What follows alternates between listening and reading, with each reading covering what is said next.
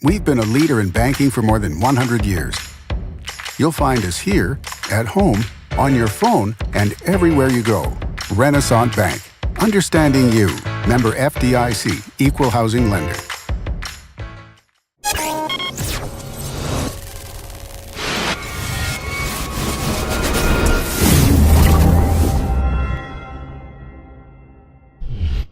Sponsored by Renaissance Bank. Good morning and welcome to Daily Journal Newsbreak for Thursday, February 1st. I'm your host, Chris Kiefer, and we're going to take a look at the top news and sports stories from Northeast Mississippi. But first, let's start with your weather forecast. Today we're looking at a 50% chance of rain, a high of 59 and a low of 27. Looking ahead at your weekend outlook, Friday, partly cloudy, high of 44, low of 29. Saturday, again partly cloudy with a high of 46 and a low up to 41. Sunday, 100% chance of rain, high of 50, low of 30.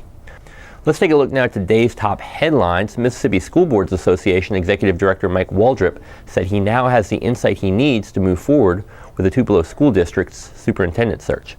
Waldrop spent the first part of this week meeting with stakeholders throughout the district. He met with principals, teachers, parents, and other community members about what they hope the next TPSD superintendent will bring to the table.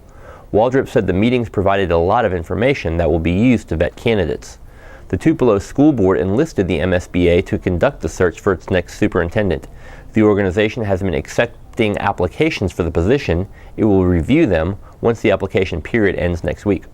Waldrop said a common theme among those who attended this week's meetings was a desire to see the school district continually improve. Board President Eddie Prather said he hopes to have the new superintendent named by the end of April. That person will replace Darrell Loden, who announced his retirement from the district and will take over a Missouri school district next year. Tupelo policeman Adam Merrill spends 2.5 hours in excruciating pain 3 days each week, but he knows that the pain of physical therapy is necessary to get better. 5 months ago, Merrill went for a leisurely Saturday afternoon motorcycle ride. It nearly cost him his life. Merrill was riding his Yamaha Cruiser along Highway 6 on August 19th when a Jeep Wrangler turned in front of him. His injuries from the impact were so severe that doctors initially told the family that Merrill might only last a couple of days. He was confined to a hospital bed for 3 months. Now he spends 3 days a week at Crossroads Rehabilitation in Tupelo, where therapists work with his arms, wrists, and hands. Merrill's future is uncertain on several fronts. While the insurance companies try to figure out who should pay for what, Merrill has not seen the first check to pay for his injuries or his motorcycle. He also hopes the physical therapy will be successful and allow him to return to policing. But he knows those days might be over, and he has begun contemplating other options. The Mississippi Senate voted on Wednesday to allow the University of Mississippi Medical Center in Jackson to disinter up to 7,000 human remains and move them to another nearby location. The bill passed with 5 members of the 52-member Senate voting against it. From 1855 until 1935, the Mississippi Hospital for the Insane was operated on the northern portion of what is now the University of Mississippi Medical Center campus. On the east side of the asylum, the state operated a cemetery where it is estimated between 3,000 and 7,000 residents of the asylum were buried. The cemetery location is the last undeveloped land on the sprawling UMC campus. University officials want to move the remains to a location to the west of the campus and west of Veterans Memorial Stadium. Senate Public Property Committee Chair David Blunt estimated it will cost between $2 million and $3 million in state funds to move the remains.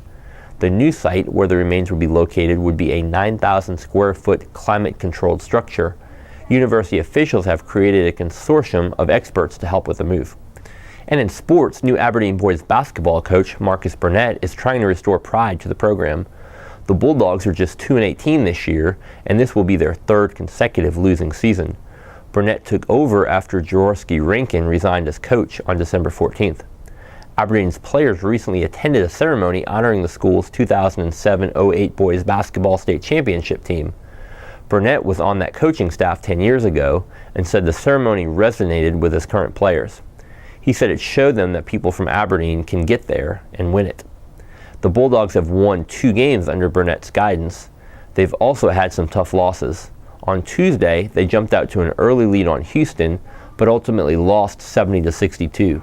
Burnett said he's trying to get the team to finish the year in a positive fashion. The Aberdeen alum said he's trying to build bench depth to the level Roy Hazel had 10 years ago. And that does it for Newsbreak on this Thursday. Don't forget that this show is just one of the many online offerings courtesy of the Daily Journal that gets you news off the page and on the go. Watch the Prep Rally podcast for the latest in Northeast Mississippi high school sports with hosts Brad Locke and Dalton Middleton. On Wednesday's episode, they talked about the Ripley boys basketball team making its move and the start of baseball practices. Listen in Apple Podcasts, Google Play, or at preprally.djournal.com.